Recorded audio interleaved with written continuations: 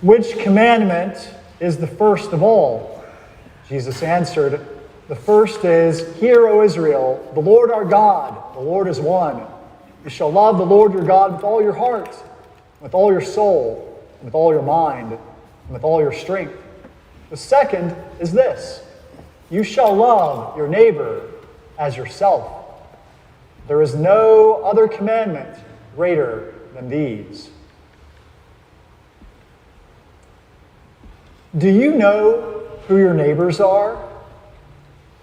For much of my life, I have to admit that I really did not know my neighbors. Even in the small towns I grew up in, I didn't really know the people who lived around us all that well.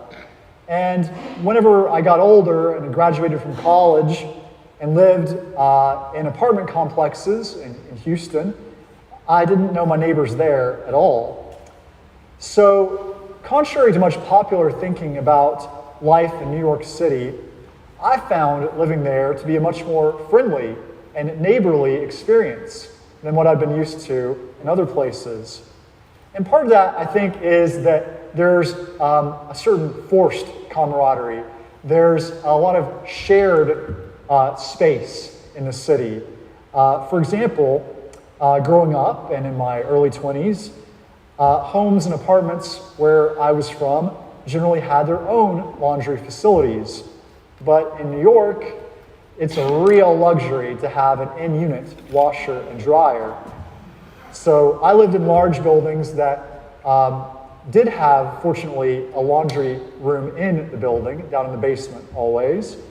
And I'd take the elevator down there, again, lucky to have an elevator, and I'd go into the basement laundry room, and there I would get to know a lot of my neighbors as we washed and loaded and unloaded and folded clothes and complained about the card readers that were always malfunctioning, and of course complained about our other neighbors who made messes and who left their clothes in the laundry too long.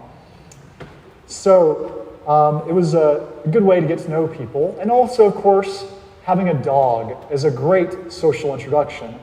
Walking around my dog, you get to know people. And both in the city and now in Asbury, I'm the primary dog walker in my household. And Juliana is always amazed at all the people I meet along the way, the conversations I have. Now, I don't want you to get the idea that I'm the only neighborly one in the family. Some of our neighbors, past and present, have been the lucky recipients of Giuliano's baking. See, there's always a division of labor in the household, isn't there? But while we've had many conversations with our next door neighbors and some others nearby, across the street is like a distant land, a foreign land where I know no one. Maybe because none of them have dogs. Well, in any case, I'm enjoying getting to know my neighbors, and I'm sure that once we get past COVID, I'll get to know even those people across the street as we all come out of our houses and meet one another. But in general, Jesus is probably not thinking about those over the backyard fence conversations and cookie exchanges when he says, love your neighbor as yourself. In Jesus' world, everyone in a community belonged to one another. They were in covenant with one another, just as they were with God. That's what loving your neighbor as yourself means. God had commanded the people of Israel to look after one another. And even when strangers from distant lands found their way among them, he commanded the people of Israel to take care of those strangers too, just as if they'd been there all their lives. You see, in ancient times, hospitality and community caring, these things were about survival more than politeness and conviviality. So when Jesus says to love one another is one of the great commandments, he means love demonstrated by deep commitment to one another's well-being. Trinity is a church where I truly believe it's a church that seeks to love God and love our neighbors. And our love of neighbor is particularly demonstrated by our vibrant social justice ministries. Over 30 years ago, parishioners started our food pantry and our Saturday soup community meal. And those two programs have grown by leaps and bounds over the years. So much so that 6 years ago, Derek Minnow Bloom was brought on board as our anti-hunger coordinator. And he brought with him his holistic approach, an intersectional approach to social justice issues. And so his position grew, and the programs grew, and he's now the director of social justice here. And then 2 years ago, the church brought on Chris Hlatke to serve as an additional part-time social worker and community organizer. And just a few months ago, Siobhan Nolan started as our part-time social justice development manager. And then a few weeks ago, we shared the news that Jill Osis has taken on an expanded role as Director of Operations at both the church and our social justice programs. Over the past year and a half, the staff, vestry, and I have been preparing the way for an expansion of our social justice programs. And we're now ready to launch the Trinity Radical Well-Being Program. This is a new initiative seeking to provide housing support to individuals and families experiencing homelessness, as well as those at risk of losing their homes.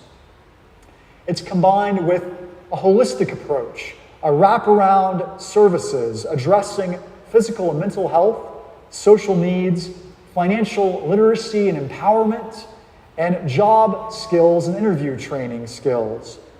Our program seeks to be nimble, allowing us to rapidly rehouse people, including those who are sometimes deemed higher risk by other organizations, and so we might be able to serve them in ways that others might not.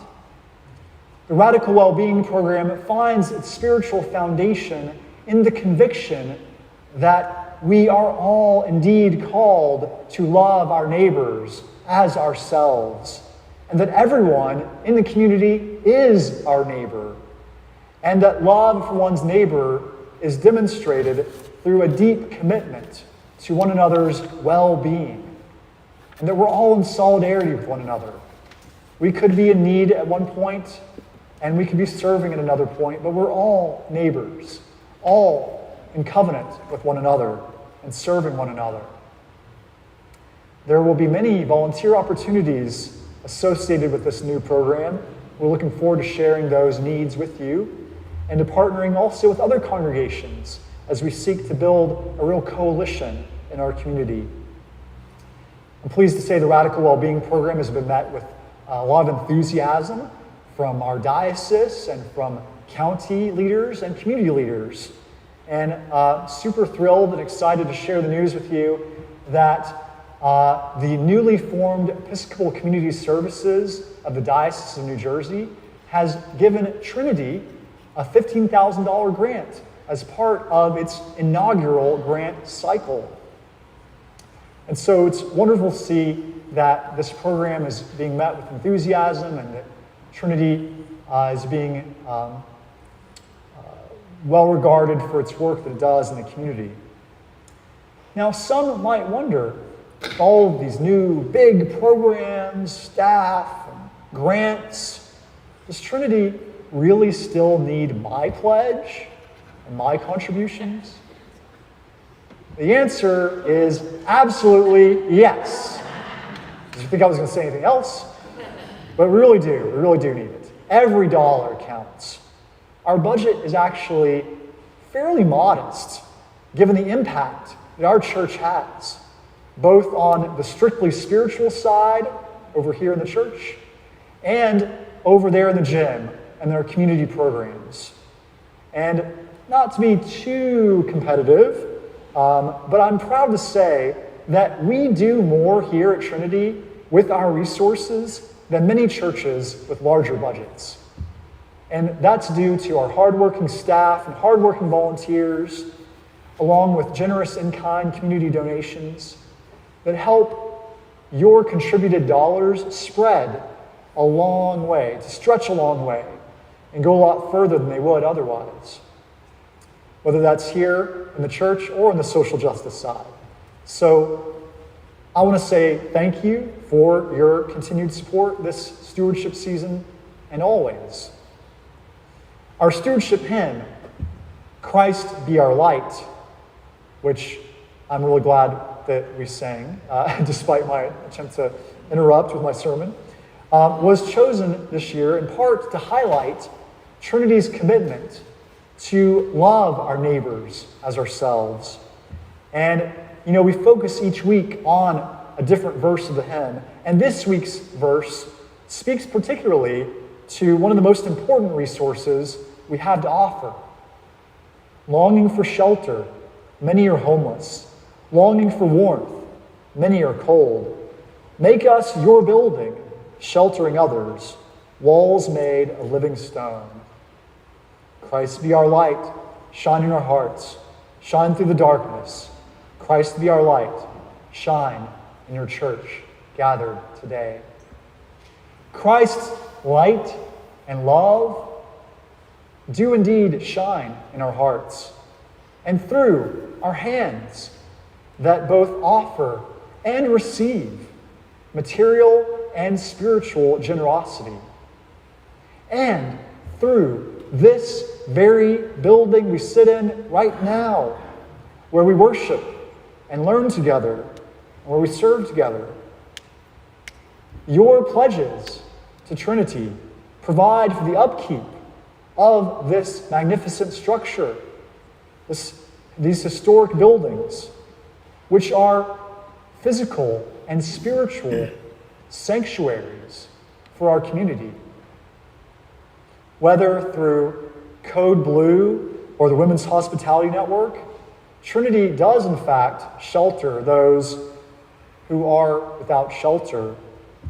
And all the programs and community groups we host are able to happen because we have a space in which to offer them. So as the hymn says, make us your building, sheltering others, walls made of living stone. My vision for Trinity is that we will be a place, a hub of community activity, buzzing 24 hours a day. Well, not quite 24 hours a day, but maybe 15 hours a day, 7 days a week, from sunrise to well past sunset, where we're a hub of worship and formation, social justice, and the arts, where people are coming constantly to experience the love of God shared here through our worship and our learning and our service. And we're well on our way to looking exactly like that, even in the midst of this pandemic. Just this week, we're able to welcome back one of our community groups that meets here, the WIC, the Special Supplemental Nutrition Program for women, infants, and children. They came back to their basement offices after a long hiatus due to COVID-19. We're glad to have them back. And more community groups are using our spaces. You can come here on Wednesday night for the service, and after the service you'll see people streaming in the gym for yoga class. And we have groups that meet here, support groups, many nights of the week. And it's just wonderful to see this place being used. And I want to see it, and I know all of you want to see it, used even more. It's such an exciting time to be here. And in fact, we're going to soon be hosting local concerts and art shows and book fairs that are going to help raise awareness and raise financial support for other community groups that we partner with in our work to serve those who are the most vulnerable and in need in our community. Remembering that we're all one community and that any of us could be in need and that any of us are also available to help. Love God, love your neighbor. Trinity truly seeks to do both, I do believe. And I'm thrilled to be part of this work here, and I'm glad all of you are here to join in as well. Amen. Amen.